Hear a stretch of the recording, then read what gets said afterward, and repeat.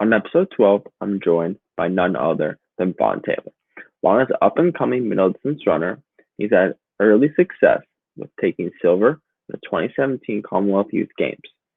We talk about everything from his humble beginnings to his voyage to North America, transitioning to the hub, faith as his anchor, and the impact failure has had on his career thus far, plus much more.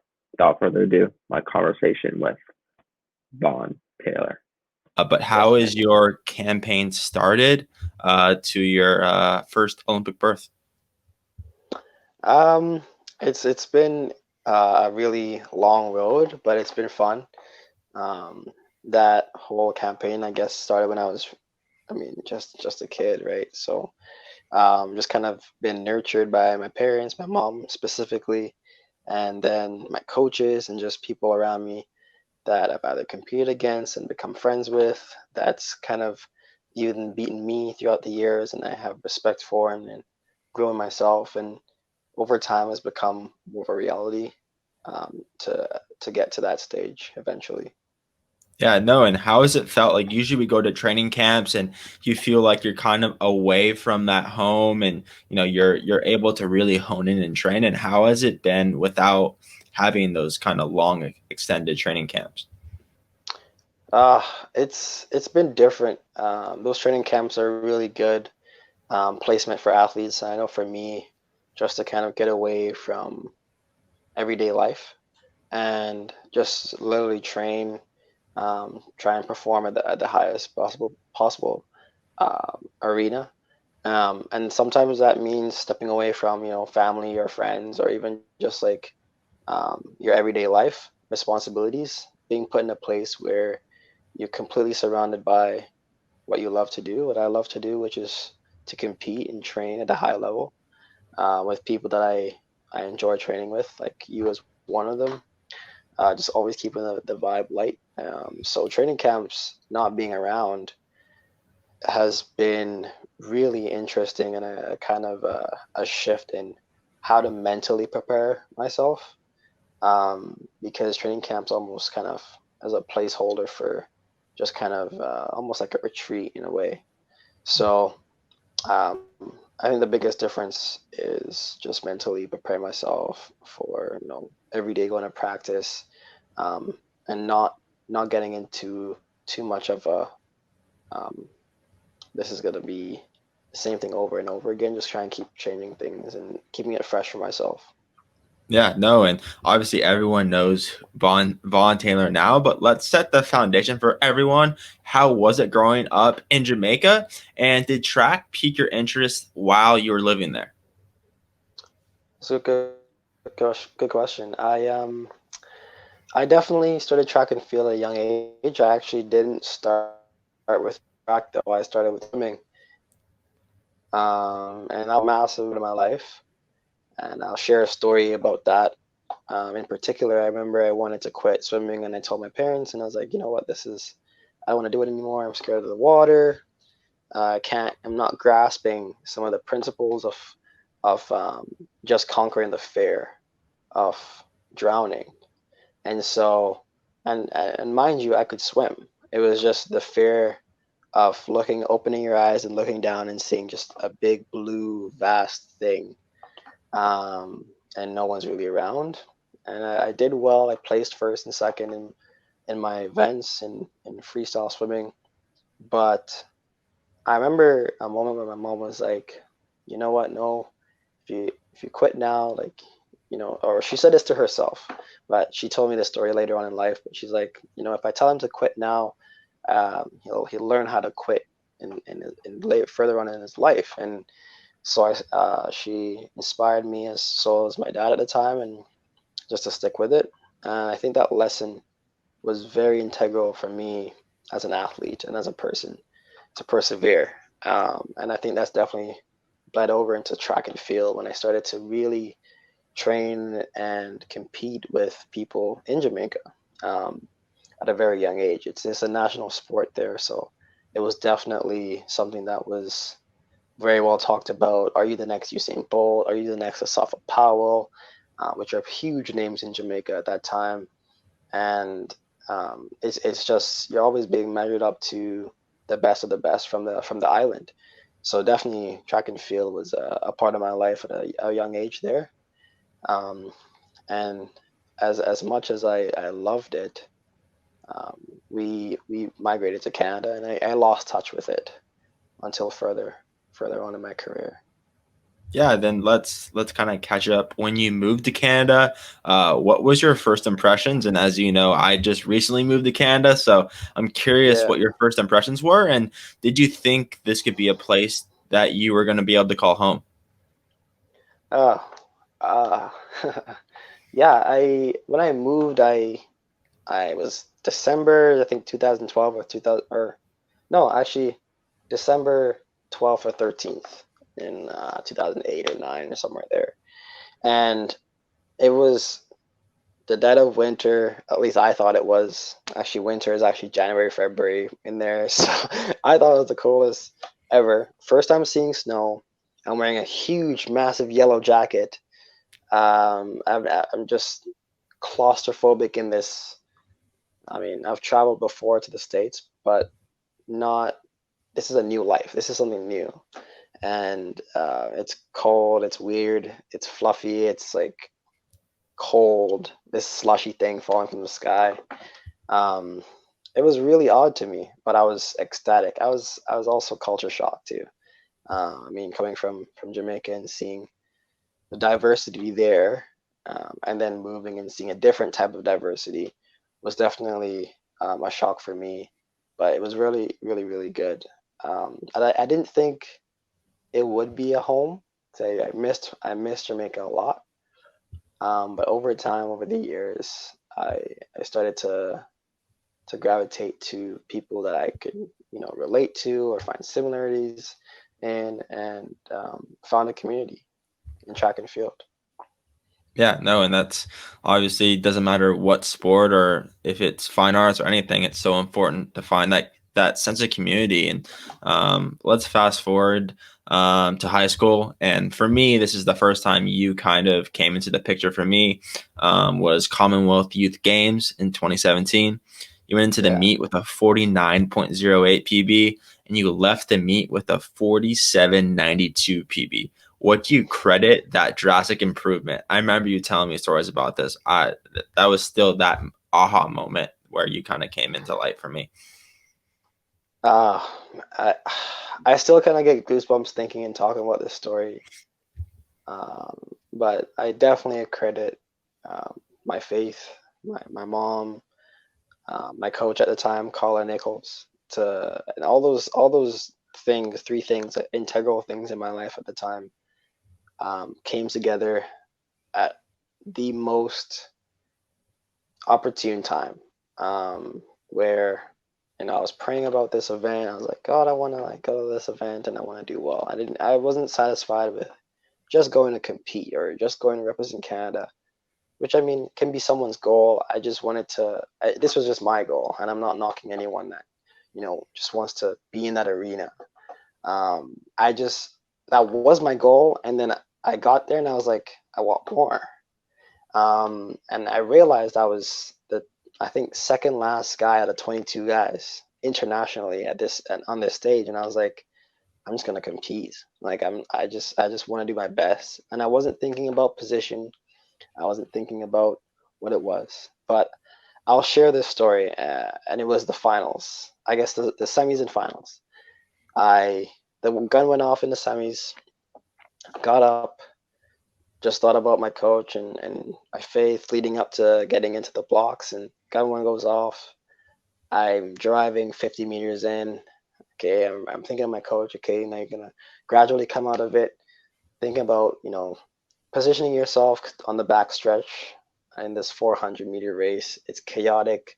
A guy falls to my right, like completely gone. I was like, okay, just stay focused, just stay focused. And I come around I guess get to 200, and I'm kind of picking up on some guys. I get to the last stretch, and I think I'm third, and then I end up finishing second in my heat. And I was like, whoa, okay, what does that mean? And I get to the finals. And I look at the time that it was on the board, and it was 48.4. And I was like, what? That's a 0.68 PB. And I was like so ecstatic. I was excited. I was like, I saw my mom in the stands. I saw the Team Canada in the stands, and I was just like, whoa, that felt so good. It almost felt so easy because I was just so in the race. I didn't realize I was moving like that. And it was just a shot of so much going on. I remember the finals come around the following 24 hours later. And I get there. I'm like, same thing, just trying to stay calm. I remember I was warming up and I was literally listening to like something called gospel rap. It's like a mix of rap and gospel. Some might know Lecrae. He basically paved the way for gospel rappers. And I was listening to him. I was dancing. I was just like having fun, warming up. And that's music's been a big part of for me in my career as well. And just having fun. For me at that time, I've already won. Like I already proved to myself I could compete in a stage where I can be an underdog, but can still compete and show up on the day. I was excited to just be among 8 guys that were the best in the Commonwealth division, and I was just having a blast. So I walk up to the line, see everyone going crazy. They call my name. I'm just like super calm, visualizing the race. We get in our blocks. Gun goes off. I remember the first 50 meters were super strong. Just absolutely pop, pop, pop, pop, pop. I get out of it. I'm like, okay, I'm with everybody. Relax down the backstretch. And I'm beside this guy from Zambia who's first in the seed the whole way through. And I'm just trying to stay with him, but also just run my race. I'm just like going. We pretty much all stay staggered. There's some moving around, but in the middle where I was, lane 4 and 5, we all stayed pretty much the same around the bend. And where things start to change is the last 100 meters. And I was 5th coming off that bend. I watched that video over and over and over again, and I can't describe what happened in that last 100 meters. But I can tell you, for me mentally, I wasn't in a mindset of, oh shoot, I'm 5th. I was like, oh, I'm close to 1st. And I think like having that going into the race, the mindset behind why I compete is also a big part of it, of why I succeeded that day. Because I literally ran 401 meters, not 400, not 398, 401. And I ran through that line. I look up at the board and it's 2nd place. I beat a guy by point, I think it was 01 or something ridiculous. And it was a Jamaican guy. And it just like brought everything like so full circle. The Jamaican coach came up to me and was like, this is your time. And I was like, it just kind of like brought it back to home for me, like literally, because I'm competing for a country that has done so much for me, and kind of built me up as an athlete. But I'm also respected and seen for who I am as an athlete from the country that I'm from. So it was just like, it was so much emotion, so much achievement, so much accomplishment. And the guy from Zambia won, and it was just so much camaraderie among us. And it was just amazing. It was an amazing event. And just having that come full circle for me for the Jamaica side of things was unbelievable. Yeah, that is so awesome. And I don't know if I've actually ever heard you share that story, which that's super cool. And I do remember you sharing with me that there was a couple individuals that doubted that you could run in the 47s because you really wanted the medal. And it was pretty obvious that you had to run in the 47s to do that. How did you feel stepping on that podium, knowing you did run 47, knowing that you did in your head shut some doubters out? How was that experience for you? That experience for me personally was elating. It was unbelievable because I wasn't really focused on the doubters per se. It was more so the fact that I was able to stay focused, stay connected to who I am as a person, and still compete to the best of my ability and even surprise myself. I was genuinely in a state of shock. I didn't think like I knew I could run fast, but I didn't know I could run that fast. And I think it just goes to at least at that point, I did not think I didn't know what I could run, and so I think my coach did a really good job of like Carla Nichols, who's now your coach. I know you can say she's an amazing coach and woman in person, but she did a really good job of putting no limits on her athletes. There wasn't a time that she gave me. There wasn't an agenda in terms of um, I want you to hit this, or she just basically said, "This is how I want you to run it." And I said, "Okay." I just put little placers in the track, and I ran it exactly how she told me to. There was no time. There was no pre-existing notion of how fast I needed to go. Um, and I think that's what shocked me the most standing on the podium was that she probably knew more than I did that if I executed what she told me, I would run that fast. Yeah. Um, And she was yeah. certainly right. That's for sure. That's for sure. And you actually answered my next question, which was going to be about Carla. But I know I've talked to Carla multiple times about you, and she has always told me you were quite undertrained in high school. It was more quality over quantity for you. How was the transition to the hub and the Vixie Elite team? And as you know, there's levels to this game, as many athletes say, and in many ways, there's a passing of a torch. And what I mean by that is you're coming into a very high performance program and transitioning away from a coach which you had tremendous success with. Yeah, that was a massive transition for sure, and it comes back to trust with her. I remember sitting down with her at a coffee shop in Regina, Saskatchewan, and she asked me, "Okay, like your options are pretty vast here. You can go to the States, you can stay in Canada. You have to let me know where do you want to go." And I said, "I don't know." She's like, "Do you have a dream school?" I was like, "Not really." It's like, "Okay, like what are your goals?" And I said, "I want to go as far as I can with this for as long as I can." And I just trusted her. She said, "Okay, well, here are some options. There's some in the States, there's some in Canada, and one of the things in Canada was the hub, and Heather Hennigar was someone that she knew closely, and they actually have really similar training styles." And I said, "Okay, I'll check it out."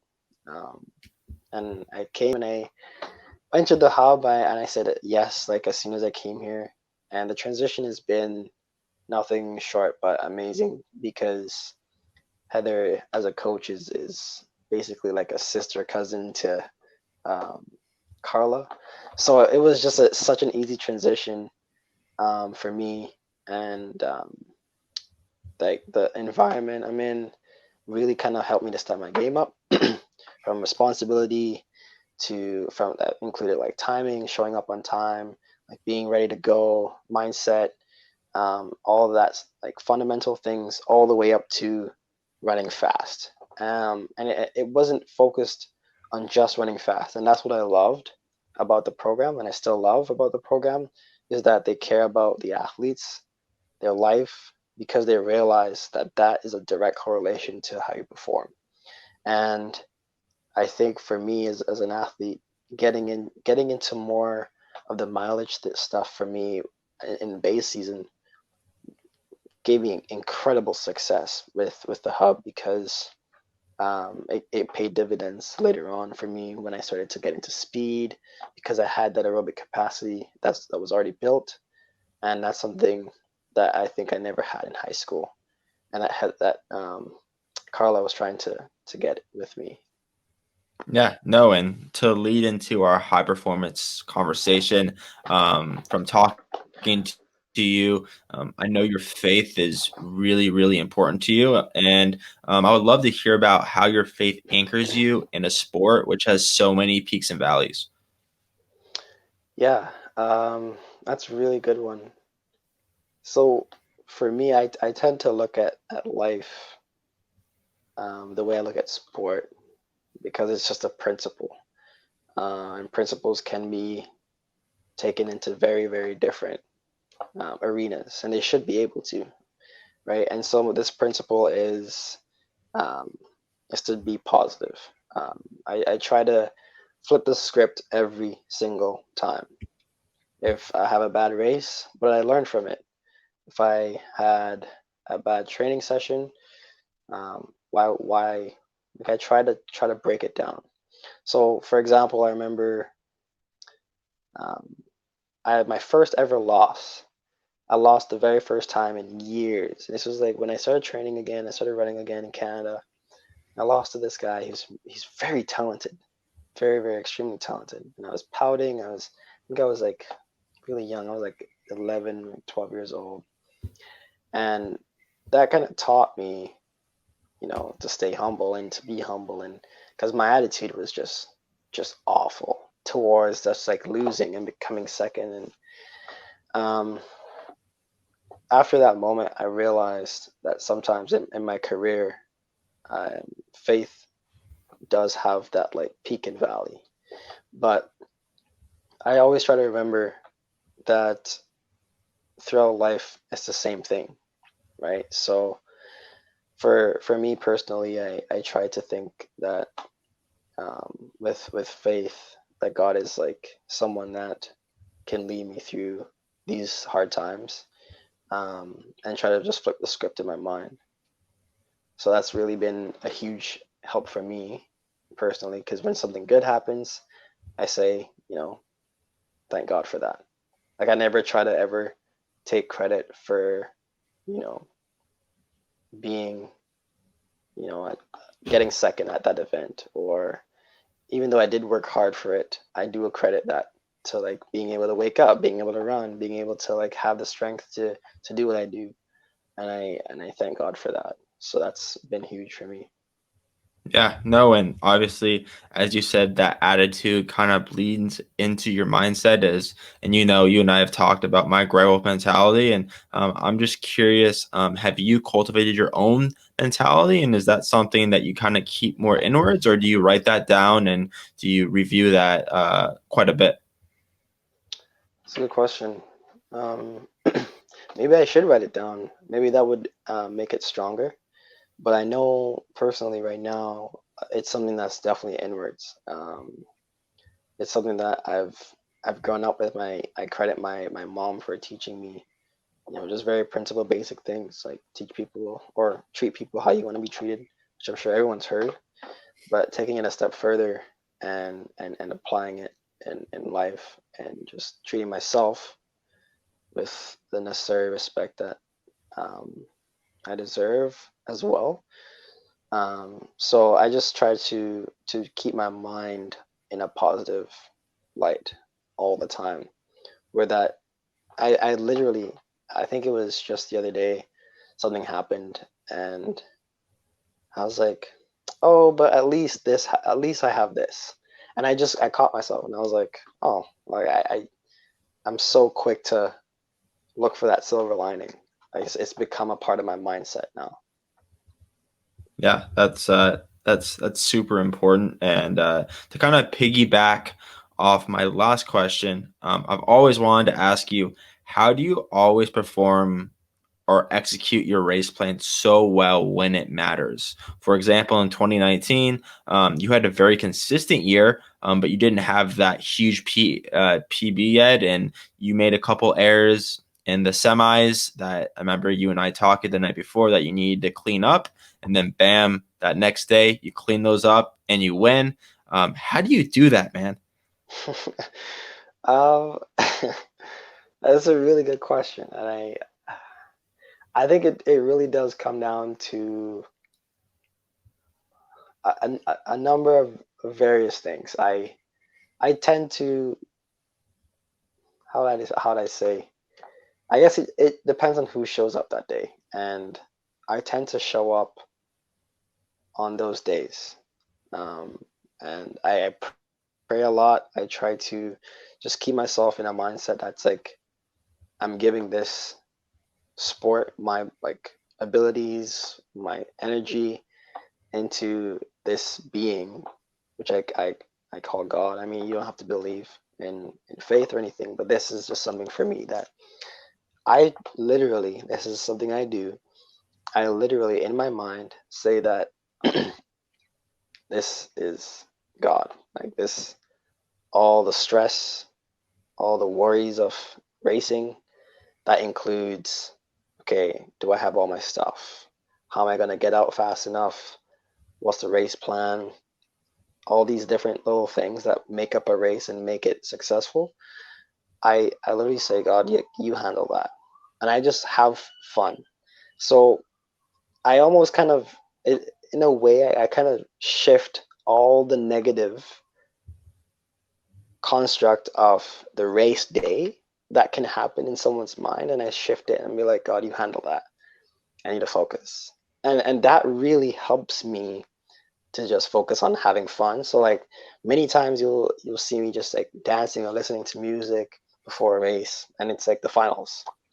That's because I'm either trying to get loose and try not to think about it, or I've like given it away. Like I've literally just like put it in a boat, lit it on fire, and just shipped it off. Like that's something I do in my mind, just with my faith. And I put so much trust in God in the sense that like you handle that. Like I know if I think about that right now, like that's going to be too distracting. So I section my mind and it's like God's got it. If it's too big for me at that point where I feel that anxiety in my chest or my stomach or when I go to the bathroom because I'm thinking about it, I'll say God's got it. It's fine. I'll pray about it and I move on. I leave it. And that's something I feel like has been probably the number one thing out of everything else that I can say I've done at every championship, every major event, everything that I've done really well in, because I think it matters so much to me at that point. I actually do have to give some of the nerves and give some of the angst somewhere else. Yeah, no, and obviously we've talked a lot about all of your success that you've had in the sport, but unfortunately, there are failures that come with the sport as well. And Right? what does success and failure mean to you? And when those happen, how do you approach those? It's a really good question. I guess I'll start with failure. Failure means to me doing something or competing or training. It doesn't have to be a competition, but training or showing up in a state of mind that is not conducive to giving it your all. Um, so for me, if I was to show up to a race and I said, well, this guy's pretty good or his time's like pretty fast, I've already lost. Like that's the beginning of a failure mindset. And that's the beginning of something that could go really poorly. That's the beginning of failure. And I would say failure is not giving it 100%. Success is, for example, I go to Commonwealth Games, I compete at the best of my ability. I got second. I didn't win. I did not. But in my heart, in my mind, in my soul, in my spirit, I feel like I've won that entire event because not only did I inspire people, I inspired myself. I started like having confidence in myself as an athlete, as a runner, more than before because I gave it everything I had. I gave it everything I had to the point where like I didn't know I was running that fast. I couldn't feel. And so that to me is success. Success is going beyond what you thought you could do because you gave it everything you had. Yeah, no, and that's part of the sport. Unfortunately, there are failures. Do you kind of soak in that failure? Like, do you let it set in, or are you more the school of thought that failure is not a destination and that's just part of the process. How do you kind of deal with that? Yeah. Failure, I guess in my definition of what failure is, um, that would be something that I have to look at and be like, okay, like why was I thinking that? Or why did I think that person was better than me? What may have went into that? And then I might look at that. But most of the time, honestly, by flipping the script, I honestly say like I self-talk like this, you're confident, you're a good athlete, you train hard, you worked hard, why don't you deserve this? This is something that you've been looking for, this is something that and this is not, I don't really say it out loud, but this is something that may play in my head, like, why did I psych myself out? And so that's something that I may, linger with and just try to correct for the next time. And then I move on. Um, I don't linger in it very long, but it's something that I do practice just in case. Because if it's not caught early, it can linger on to the next event, the next event, the next event. So yeah, I definitely try to nip it, if possible. And honestly, sometimes you feel it in training. Like it doesn't have to be a competition. It could be simple as, man, do I have to do another rep? Or coach isn't here. Like I can just, do this less intensity. You finish the workout, but you could have given more. And that's failure. And that's something where, you know, that could be that could be the last push you needed to win the next event. And so that's what I think of. Yeah, no, that's yeah, failure is obviously has been super impactful, I think, for both of us. But how, and in the grand scheme of things, performance isn't only on the track. I always talk Right. about it. It's like a painter's palette. You need to have all of these different tools to be able to pull from time to time. And mindfulness is something we have really worked on as a team and individually. What does your routine look like, and when do you pull mindfulness to help you? It's really good. I think I pull mindfulness the most when I'm faced with the greatest obstacle or the greatest of importance. So whether that be a big meet or a championship, I tend to really go into the visualization of the race, visualization of um, competing, showing up, actually warming up, the visual and just kind of going through what it looks like to be there, look at the track, and just like be in the moment. Um, I find that I do that the most when faced with yeah the biggest challenges, and so maybe that could be another reason why I do well. Maybe I should do it at every track meet. I don't know. Um, but yeah, I don't practice it every day. I'd be lying if I said I do. But I definitely find myself either praying more or um, just being more mindful or visualizing or keeping myself more positive around major events. Yeah, no, for sure. And the other day I was journaling and trying to look back at all the things I've done, and I'm curious. 10 years ago, is there something now that or something that you've really learned that's helped you, that you would like to tell your younger self?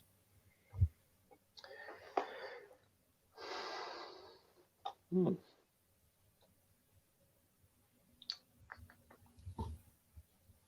Yeah, definitely. It's there's something, I guess even now I tell myself now, just that there's always more left than you think there is. Um, when your body says okay or your mind says like, you're tired, there's way more than there actually is, and I feel like that just isn't just for track and field, but that's for mental strength, that's for mental health, that's for emotional stability, that's for everything. And I feel like I definitely tell myself that for sure. Um, just to have it in my mind. That's definitely something that I'm still even working on now. Just being able to always dig deeper and like, where do you go to find that, to find more strength? Um, is it in your arms? Is it in your legs? Is it in your mind? Is it in an emotion? Is it something that's attached to faith? Is it attached to, so where do you look for these things? So I definitely try to entertain myself with looking for those things, and entertaining that idea for sure. Yeah, no, and I always think that sports is the best metaphor for life, and so, it's really cool to hear you talk that that you also use that in just life in general Yeah. as well, and obviously sport is a big part of you, but anyone who knows Vaughn Taylor knows that he's more than an athlete. That is for dang sure. And so I'm sure you're aware of that phrase coined by LeBron James' company. And what does that mean to you to be more than an athlete? And what are some of those passions outside of track and field? For sure. I love community. That's huge for me. I mean, coming from, you heard me talk about it, coming from a country and then moving here and finding that community is huge. And so providing that for youth and children that are coming into the sport. I've been a coach and also volunteered my time at a church, just being a youth leader. And what that looks like is just to be an example. Just whether that's like, going over a verse, or having a dodgeball fight, but just providing a safe space for youth is huge for me. I'm a big advocate for the next generation to come, because if it wasn't for certain athletes and certain people in my life that inspired me when I was younger, maybe I wouldn't be doing track and field, or maybe I'd be doing something else. So that's definitely something I give back heavily in. Um, another passion of mine is music. I play the drums, and I've played in different bands, different jazz bands. Played at churches. I played in Vancouver, Saskatchewan, uh, Victoria here, and just kind of given a talent that I've been given, and just kind of sharing that, and helping the congregation and people in my community out with, and I love it. And so I feel like those are two things that I do a lot outside of track and field, and just finding ways to kind of shoot myself into the community um, is amazing, because uh, there's a lot of people that need human connection. It might not be financial help, it might not be anything else, but just like that connection, and just to know that someone is there with them, and that's huge in our youth today, because like now more than ever, people are feeling more alone. So the more connected we are with technology, it's actually the opposite in reality. So that's huge for me. And when I can do that through sport as well, by coaching, that's even better. I wouldn't consider myself a coach, but again, on the line of like building up the next generation, that's something I'm really huge on. Yeah, no, and obviously we know that your shoe game is always strong. So I want to hear, is there any new shoes you have in the cycle, or just some of your favorite ones that you've been cycling through? Yeah, I got the new Pegs 37s, the Color Wave, just super dope. They're basically white, but like the colors are different on the sides, and um, yeah, they're super fun. I still have my Air Max 97s, but Of course. uh, it's the American edition. Oopsies. But it's I haven't really been shopping a lot lately for new shoes.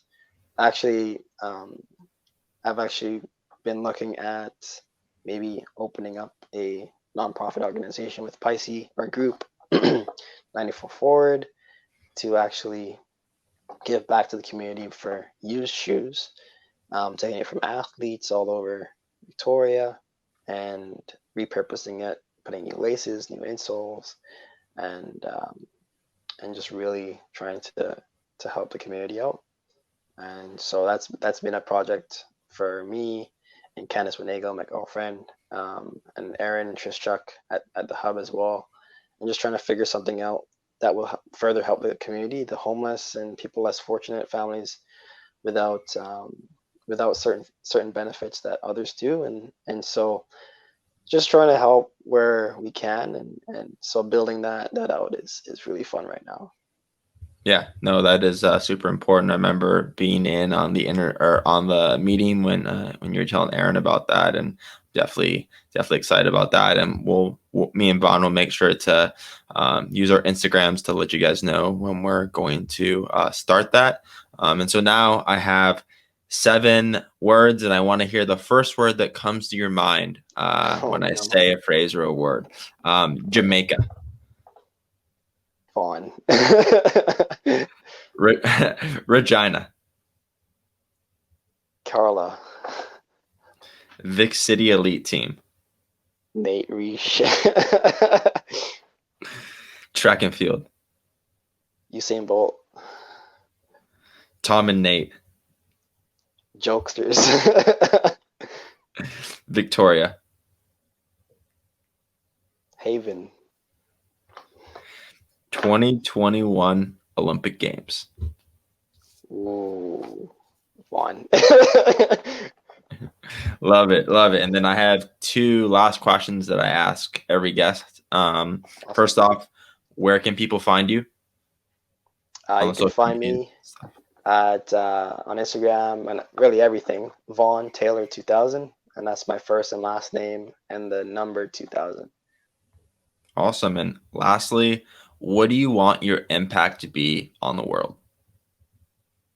My impact, I am definitely actually given this thought, and the impact I want to create is to question, or for people to question, do they want more, and can they do more, and definitely impact the youth, and definitely impact the next generation coming up.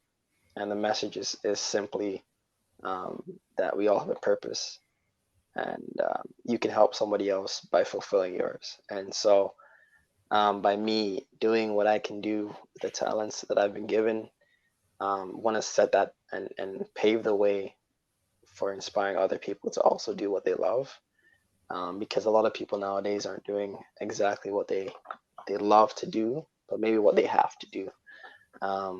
And I just want to inspire more people to take a leap of faith. Absolutely. Thank you so much for coming on the podcast. Everyone, if you want to follow it very authentically, Vaughn, make sure you follow him on Instagram. He's always making me laugh. But Vaughn, thanks so much for coming on, man. I really appreciate it. Thanks for having me. Of course, Cheers. my man. Thank you so much.